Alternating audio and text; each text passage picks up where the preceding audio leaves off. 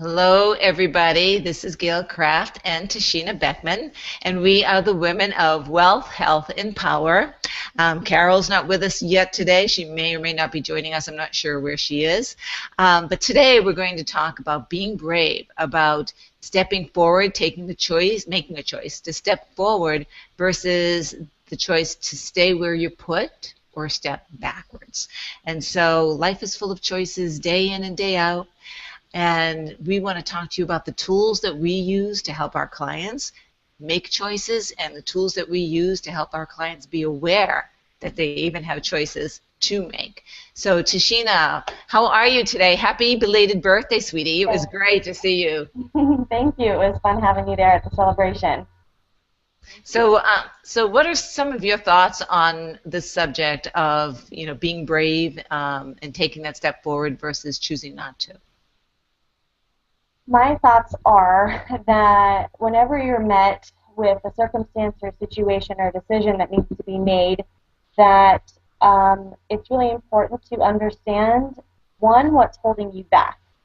If you're up against that tipping point of feeling like you need to make a decision and you're not sure if you want to choose path A or choose path B, taking stock of what each of those paths, let's say there's two paths available, what each of those paths are going to bring to you. What are the pros, what are the cons? And what is holding you back from choosing either path A, path B, or staying on the path that you're on? And I think a lot of the times we aren't even consciously thinking about any of those parts of it. We just feel fear and we get frozen and then we don't do anything. And then we feel sometimes like we're a victim of our situation or our circumstance. But really, what's happening is even if you're frozen, you're choosing to stay frozen. Whether or not you're consciously aware of that, you're choosing to stay where you're at. Or you're going to choose to make a step forward to path A or to path B. And I'm personally going through one of those areas right now in my life where I'm really having to figure out for myself what each option is going to bring to me, what's holding me back, or that's making me at least timid to think about either one of those options, and know that whichever path I choose, it's okay. I believe there's no really right or wrong answer to things. It's whatever is going to bring you the most joy in life. And whichever one you choose, to consciously remind yourself that you're choosing it. So if it ever gets to a point where you're feeling frustrated or whatever the situation might be, in every given moment you're choosing to stay where you're at, or you're choosing to do something different to change the present circumstance. So I think a lot of it is becoming aware of what's in front of you, what's holding you back, pros and cons of each thing, and then making a choice. And if your choice is to stay where you're at, then that's a choice too. And it's not, the circumstance having power over you, unless you give it that power. Tashina, that is just so true. And this works in our personal lives as well as in our business lives. So some of the things that I run into on a business level are clients who have a comment such as, well, we've always done it this way. And one of the processes that I help these clients go through is to, first of all, identify really what is your vision. Is this still your vision, not the corporate policy, but really from your heart as an individual, as a participant in this organization, do you buy into this vision? And if you do, awesome, put that in front of you. And that's what I call the guiding light. And then take a look at the activities that you're doing, and do they really measure up to achieving this guiding light? And if the answer is no, then why are you continuing to do it, both in your personal life as well as your business life, right? Because the decision to stop doing the same thing is as difficult as the decision to do something new. There's fear in letting go of that comfort. You know the old saying, Tashina, the devil you know is better than the devil you don't know. What a terrible statement that is, because that's not true. Because you are missing the opportunity. And so yes, by making choices in any given situation, is how you control your life and control the situations. Stuff happens to good people and to bad people. It's just stuff happens. And how do you take a look at that, look at where you're going, look at what's right for you, and how does that line up with the choices that you're making with reaching that goal? Now, sometimes we have to change the goal, but not often. Usually it's the strategy. So Tashina, you were mentioning you were going through kind of a decision process yourself. So I'm going through, it's that time, I am as well. So I had a contract with a client that I thought was going to last until, hi, Carole, we'll be with you in a second. The contract I thought would last for about 13 months. Well, things change, and that contract is done. I'm done, right? It's over. So my plans and my strategy that I had for 13 months, both personally, financially, and professionally, don't hold up anymore. Is my goal the same? Absolutely. But because stuff happened, it means I just changed the road that I'm on. So there's a roadblock. There's an accident. There's the bridge is down. So you go down the road and you go to the next bridge. So Carole, how you doing? Are you ready yet? Yeah, I'm ready. Don't I look ready? No. What are you talking about? I think you look great. She always looks great. So we're talking about making choices to either move forward or to stay the same.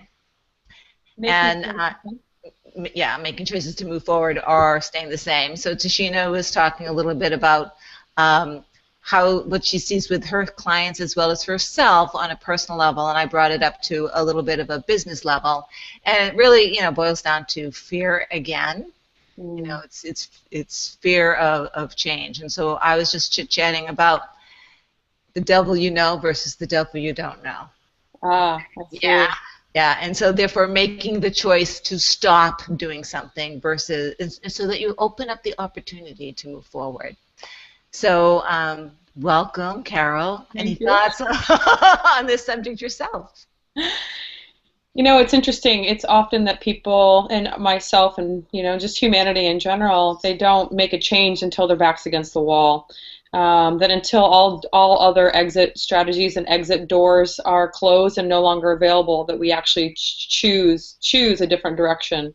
It's not always that way, but it's off. I see that a lot in what I do, not only in the life coaching work that I do, but also in the nutrition. It's when they've hit a sense of rock bottom that they can't come back up themselves, that they say, okay, I'm ready for change, and it becomes inevitable. It's change or die sometimes, So hopefully we start to recognize some of those opportunities to change prior to hitting rock bottom, but the sense of uncertainty tends to be at the base of all of it. The fear of uncertainty. I think a lot of human beings live in a fear of uncertainty and not knowing, and we really don't know what's going to happen 5 seconds from now. So if I can eat the same thing I ate every single day, or do the same thing I do every single day, even if it's terrible for me, I would choose that negative pattern over a, quote, positive pattern, simply on the grounds because I'm familiar with it, and I know it, and it feels comfortable because I know it. So one thing that I work with my clients a lot is becoming comfortable in the uncertainty, and the power that can hold.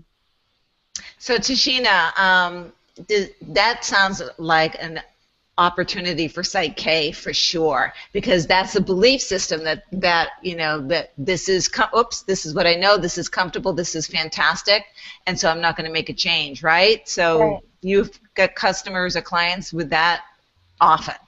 Absolutely. Well, even as Carole was talking about being comfortable with the uncomfortable or the uncertainty, that's actually a really great statement that I balance with on quite a few with my clients, because that in and of itself can hold you back. And so that's a really great belief system or belief to start having operating at the subconscious level, so that the person doesn't become frozen in the fear. And another balance that I do with quite a few clients, if they want to have the balance, is that it's okay to change, and change is fun, or change is fun and easy, and we're always morphing that statement to fit exactly what the client is wanting. But the subconscious mind doesn't operate well with lots of changes. And so for the subconscious to change, it's really great to do a balance at the subconscious level for it to be okay with change. So that change can happen quickly and it can be more comfortable and more fun, where it doesn't have to be scary. And so that's a really, if you want to say, basic balance that I often do with new clients when we first start working together, so that the rest of our time together can be very efficient, so that the other changes that we're implementing at their subconscious level take effect faster, instead of this conscious portion and subconscious like, no, it's uncertain, I don't know about it. When we do that up front, it really helps people make other changes very quickly. So I totally agree with you, Carole. Mm-hmm. What about you, Gail? What do you find with your clients in that area? Let's get frozen. I think she's frozen. Do you have other thoughts, Carole? I think doing that below the surface work is obviously, it's huge. I mean, that's where it all is. I mean, all we can see is what we can see, and really change can't take place until there's an awareness of what's here. And so often there's a fear to see what's really here, because there's a fear of the inability to deal with what shows up. And so whatever, when we stop and we're calm and we're quiet and we actually see and are conscious of what's here, there's more of a sensitivity to the bubbling up of uncomfortable feelings and emotions and sensations that have not been dealt with up to that point. And so it can often be wanting to make a rash decision and a quick decision, and I'll cover it up with food. And food has become the newest drug of choice. It's more acceptable, it's more available, all that kind of stuff. So I think the kind of the fear of being with what's here, the fear of being with what's really here prior to making a quick, unconscious, thoughtless decision.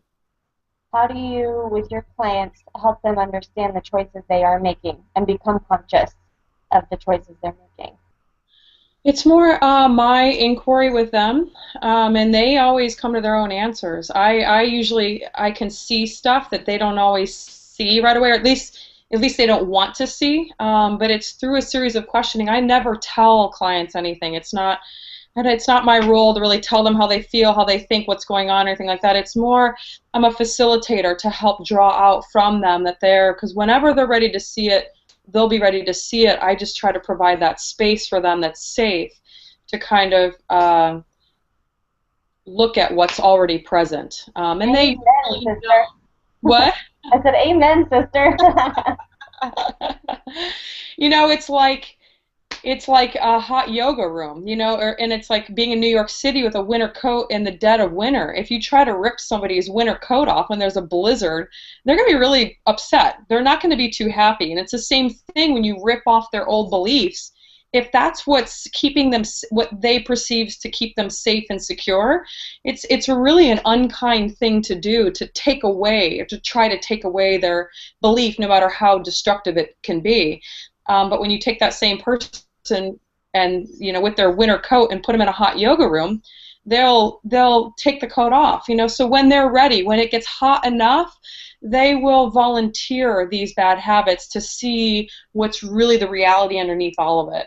But until then, it's not the kindest thing to prematurely push somebody into a space they're not prepared to be in. Yeah, absolutely. I completely agree. And I feel like you and I are very much in alignment with how we work with clients, because also how I work with clients in Psyche is it's never me telling them what to do. It's like exactly what you're saying. They're coming to their own understanding. They're reconnecting with their own empowered self. And I think so much of our society teaches us that we don't have choices, that we are a byproduct of our society, and that there's no choice in that, when in all reality, you do have choice in every single thing you do. Mm-hmm. And just like you're saying, you're a facilitator, very much so. I think that's one of the healthiest ways to progress and change and choosing and moving forward and being brave enough is surrounding yourself with people who are more facilitators than practitioners who do something to you or Right. tell you how to feel or think or whatever, but just support you in uncovering what that is that's holding you back for yourself and Right. holding that space for the individual. Right. And the beautiful thing is they usually, they'll, what Oh, I've noticed, is she coming? Gail, I'm sorry, everyone. She texted, she said, we're off the air. Let's redo this sometime next week. We say we're still live, so I don't know if you want to try to keep going. I don't know. I say it looks live to me too. Maybe just Yeah, for 10 more minutes or so, if you'd like. sure. Yeah, go for it, Carol. I was just going to say, when somebody comes, first of all, when somebody comes to me, there's something in them that's saying, I'm ready. I don't know what it is at that point, but there's something that's there that says there's a readiness, because otherwise they wouldn't be in front of me. They'd be doing 50 billion other things that are available to them to be doing. And so it's kind of cultivating that environment. And what appears to be the problem is the direct doorway into what's not being seen that's actually causing a lot of the anxiety. So it's not sometimes it shape shifts, a little bit, but to go into it directly and to not avoid what's really there and to just be with what shows up is really all that's needed, and you can it